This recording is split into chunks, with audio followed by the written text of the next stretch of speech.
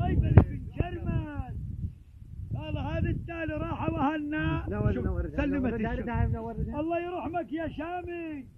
اليوم تولى ولدك هو اسمه حميد خيبي ليدك ومسوي شاي الخليفه. قال انا هم وراك ميت شامي عينك على امي. كلكم عينكم على امي. ما هي محلى نكره ونكير ومن يحاكي محلى الموت يمه من يحاكي تنزل عليك وانت تعليك.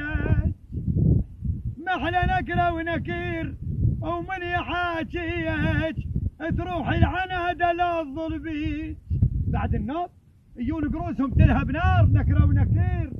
والله وسع كلكم عينكم على الشام. هنا هذا هنا انا بتبدا يمه قلت لها يا مقبره يا ناس خطار عفنا المنازل والديار اللي مع مثل البرقاد يطق كاش حلو.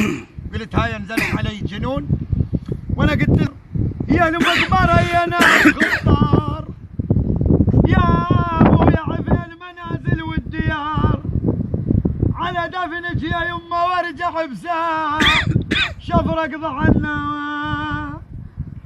نوب زينه مو بس مر بيه يا حاد الضعن بالله عليه مر بيه جليلي نحنا وضيعونا مر بيه ترى مالي قلب امشي واخليه اخوي الشجيه واحتب عليه اقل الضعن يا حلي باري تبعتك على ريحه القوه يا علي يا ابو يا عفتني يا اخويا بقاع شلوه لا تقول ضيعت الاخوه ترى انا ماشي يا عباس قوه شوف الشمر بيا سوى شوف الشمر بيا سوى وصوت علم بدون الدلو من رضعنا